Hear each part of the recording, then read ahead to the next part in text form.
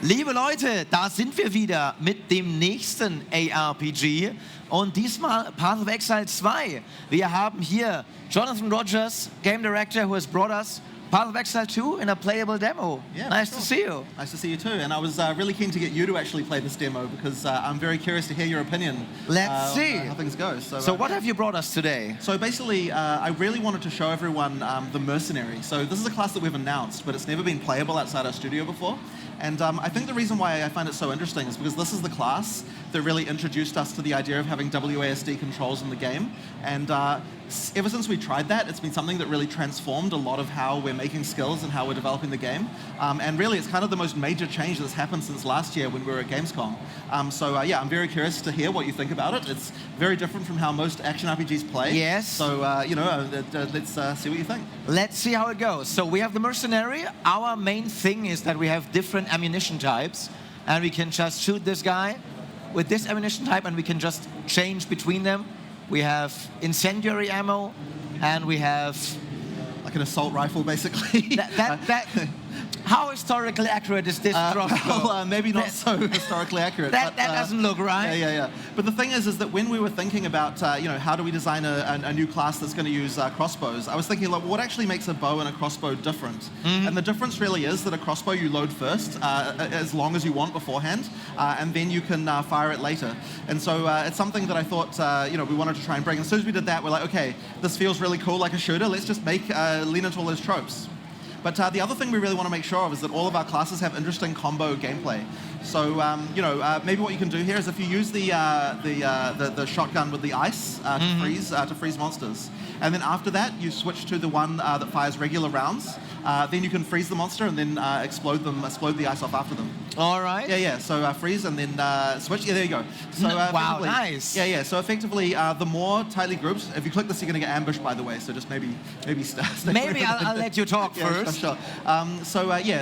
These kind of interactions I think are pretty interesting, and we really try to imbue them through. So go for it. Let's do this. Yeah. All right. Use grenades here because you'll have a lot of monsters. Yes. Coming. Maybe not too many, but actually the flame shotgun is very good against those tree monsters, being that they're made of wood. But while during this ambush, you can't exit this part of the area. This is actually a league mechanic from PoE 1 actually called Ritual, but we've redone it for PoE 2, and yeah, you mentioned when we talked before that you actually want to bring all the league mechanics back eventually. Maybe not every single one, but certainly many of them. Okay. So over time, we're going to be introducing more and more of these, and I think that should serve PoE 2 pretty well as well. But they can't just go in their current form. Oh, you're running out of mana. Use it. They can't just go in their current form. They need a lot of extra work to be able to make them PoE 2 quality. So there's going to be a lot there too. So yeah, that ambush is done. So if you keep on going. Nice. So as I said, this is the Mercenary. But the other thing as well is that every class really benefits from WASD. When we first created the Mercenary, we were kind of thinking, maybe WASD will be great only for only for ranged classes. Mm-hmm. Maybe it'll be good on the Ranger and the Mercenary and things like that. But maybe it won't be good on melee. But I actually think on melee it works as well. So if you like, use armor break, so the assault rifle on this guy, and then once the armor is broken, use the sniper rifle on T. Snipe him. Oh, missed. There we go. Nice. So then it stuns the guy and does a lot of damage. So you can use that to take him out. So I noticed that when I played the Necromancer that you're really leaning into ability combos this time and synergies, and in that case it was the Shadow Blight, I think, which then raises blighted minions if you infect enemies, and that was really cool. Right. So yeah, I mean, as basically every single skill, like we see the design of Path of Exile very similar to like Magic the Gathering or something like this. Nice. Where you have lots of keywords and there's interesting combinations between things, and even between classes as well. So Armor Break here is a mechanic that many classes have, and many different skills will have different things that activate when if you use them on a monster with Armor Break. So all right. It actually works for both across classes, but also with the skill system as well. And I just want to go into the skill system a little bit if I can. Let's do this. So basically, if you press I to open the inventory, so skills in Path of Exile are items. But this system was very complicated in PoE 1, and we really wanted to improve it. So if you right-click on one of these... uncut gems right now, Yeah, so right? you'll find this uncut gem at the top here. If you right-click on this, this skill tree here should look very familiar if you've played Diablo 2. It's a lot easier to understand than what we sort of did before, but there's actually no less power than what you had. So here you can upgrade any of these skills at the top, or you can click a new one. It might be good to upgrade your shotgun, for example, the fragmentation rounds, since you're using it so much. Just click upgrade. And then it opens the skill screen. And the thing is, these skills are still items. It's just that if you're a new player, you don't even really have to know that. You can just treat it like any other action RPG. But of course, if you're a advanced PoE player, you know that you can trade these items. You can, of course, level them up and so on. But also, there's support gems to modify them further. Yeah, we have here, pin. Sure. We have brutality, and I think we had some... If you right-click in here and show the grenade option, I'll just show you something here. So right-click in here to throw a grenade. So that's like a single grenade. If we right-click on one of these support gems here, the top one up. This one here, yep. You can... Yeah. All right. So this is the new screen that we have for adding support gems. So this is actually the simplified way of looking at things, where for each skill, here's some things we're going to give you. So yeah, multiple projectiles, that's a good one. So maybe click that and add that. And now when you use your grenade launcher, now you get 3 grenades. Yes. Exactly. But the thing is, they're still items, right? Like if you go down, maybe it's at the top. I think it's here. So take this one out by clicking on it. If you click that, you can still take it out and move it to some other skill. Maybe go down to the sniper rifle, for example, the high velocity rounds, throw it in there. And now if you change to your sniper rifle on T and then fire, now you're getting 3 rounds for every time that you shoot. Nice. So, this kind of thing, is like how the skill system works, and we've still got all of that depth. It's just that, in PoE 2, it's a lot easier to understand. I'm a huge fan of how you did that. You didn't throw stuff out that made the game interesting, but you just made it one step easier to access and use. If you click on one of those supports again, right-click. If you're a PoE 1 player, you probably click down here, and here's like the full list of... everything. Exactly. So, this kind of thing is... So what's up with these? Why don't I have those? That's tier 2. So okay. you have to higher levels that become available. So let's see everything for the curious. Baby, don't spoil all our secrets here. Come on. So if you'd like to try a melee class as well, this class is very unusual as far as action RPGs go, but if you go back to the character selection screen, and then scroll probably to the bottom, I would say, or maybe scroll to the bottom. Okay, no, actually, maybe it's this one. Go up. Where is it? Oh, yeah, here we go. Deadgrin. Dreadgrin. Yeah, Dreadgrin. So click play on him. So I want to show you now what melee is like with WASD, because we had to put a lot of effort into that as well. So it's worth mentioning, by the way, that you can still use click to move if you like. At any time, if you're not happy with the control scheme, you can change. In fact, it's just right here. If you click mouse, you can change to the old scheme. Just click around and so on. Nice. But you're probably going to want to click WASD and give that a shot. So yeah. All right. So what do we have here? So we have a leap slam. Yep. So if you right-click, this is double slam. Now this is going to be much harder, by the way. Oh, we're in Act 3 now, so just be very careful. Don't run out in this too much. Oh boy. Yeah. Now on middle click, if you click that, you'll create these volcanic fissures. And what I want you to do is make a couple of those, and then use your right-click slam ability on top of them. And then you see how it re-triggers the volcanic fissures. So fucking cool. Yeah. So just careful. Yes, I just noticed. Yeah. Now this area actually is kind of interesting because there's some people here who have been experimenting with trying to harness the power of the sun. Then they created this artificial sun in the distance over here. But as you get close to it, you're going to start taking damage if you're in the light. When the cataclysm occurred, all of them went crazy and started worshipping the sun that they had created. So they've kind of got this cult of the sun here. So yeah, if you stand out here, you start taking damage. I noticed. All right. Wow. Yeah. So am I correct that actually fire damage isn't really that good here because they're all resistant to it? You're actually correct. So you're giving me a horribly misfit character for this selection, and then you say, "Oh, be careful! This is actually very difficult." Yeah, absolutely. Yes, it's all your fault. Yeah. So if you this is a dangerous place to be out here. So I would suggest you run away a bit before we can get some more skills that maybe will help you with these guys. So what I'd like to do now, once you've dealt with them. All right. This is interesting. Yeah. Okay, so now run back this way, I think, to get away from them before you trigger anymore. All right, so what we're going to do here is, there's a skill over here called Rampage. I believe it's right in the center there. Oh, Stampede, sorry, Stampede. All right. So grab that and throw it in your skill screen, so pick that up. Left click, scroll down, put it in there. Now what it is that this is on R. Now what I want you to do is use the skill and just see how it works. So every step you make creates a explosion in the distance. Nice. Now if you remember the middle click ability you were using earlier, if you use that a couple of times and then stampede over that, now of course you can trigger it many times and get a huge amount of extra things. So that ability, if you're a PoE 1 player, you're like, if I see something that triggers off slams, you're like, well, what's the maximum number of slams I can do in the minimum amount of time? And this is the kind of thing that you come up with. I also want to show you another skill here called Hammer of the Gods. Let's do it. We don't usually use many cooldowns because I think they're quite lazy game design. You can always balance a skill by adding a cooldown to it. But we do want to have a couple of skills like this, and this one here is called Hammer of the Gods, so if you can put that in as well. So if you use the skill just anywhere, maybe in the T right now? Yeah, T, yeah. So this one takes a little while to arrive, but when it does, it lands with a big slam. So that's another nice one. Is it also a slam skill for all this? It is, exactly, it is. All but, right. It's not so great for that because really it's like one big slam instead of many little ones. So, you're probably going to want to do something else. But it is nice to use from time to time. So here, the best idea is to just always lure them into the shadow, right? Right, sure, absolutely. Now, what I might do, if you don't mind, is if you would like, I can show you guys a boss that no one has seen before. Yes, I like that. That's a good idea. So what I'm going to do is I'm going to cheat to go to the top of this area in the last few minutes that we have here. And I'm just going to add a few more support gems just to improve my hammer.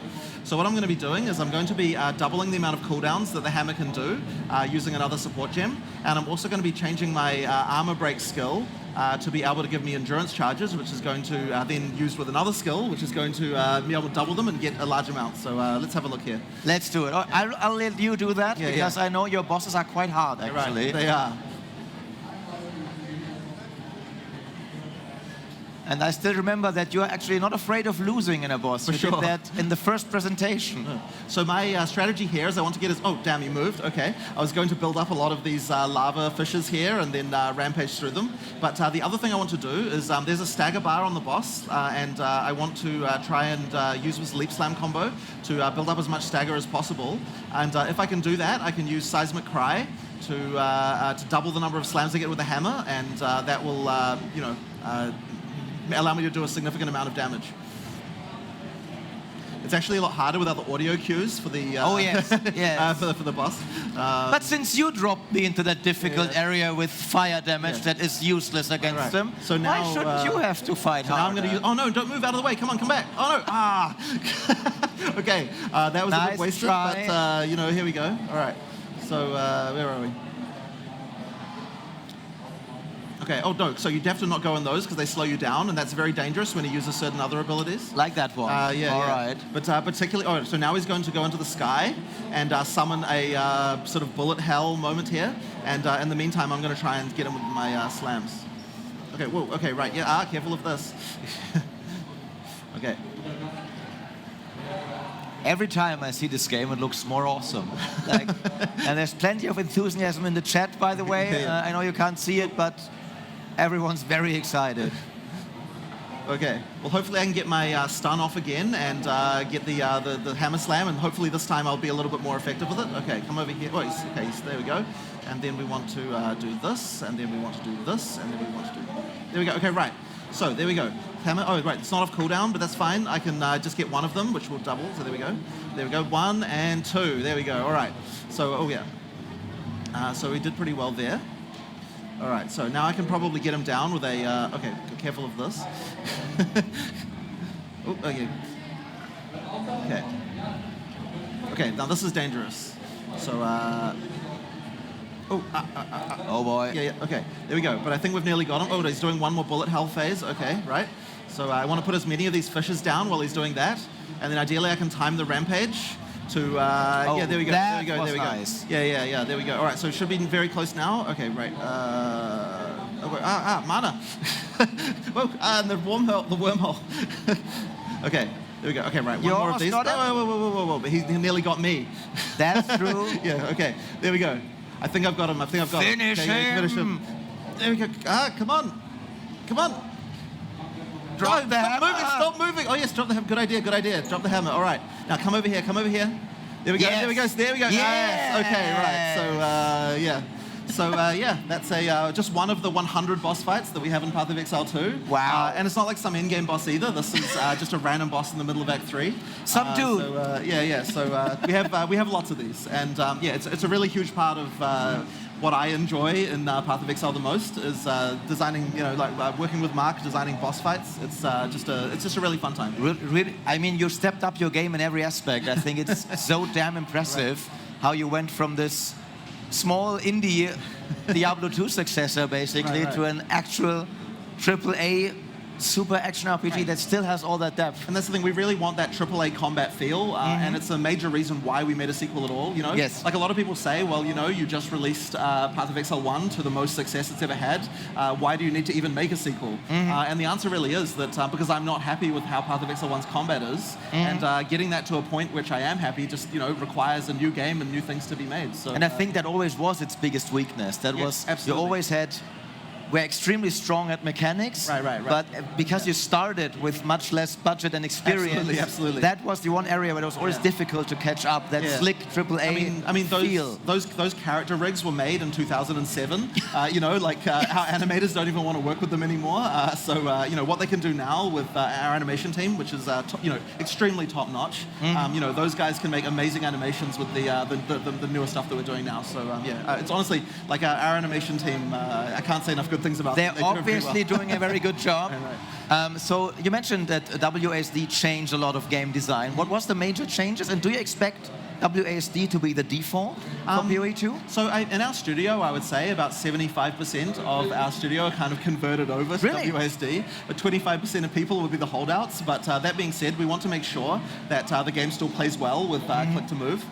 Even if you prefer that sort of style, and it can come down to what characters you play. But really, we had to go back and work on every single character class that we already thought we finished and improve it all. Once you've experienced being able to move while shooting, you can't go back.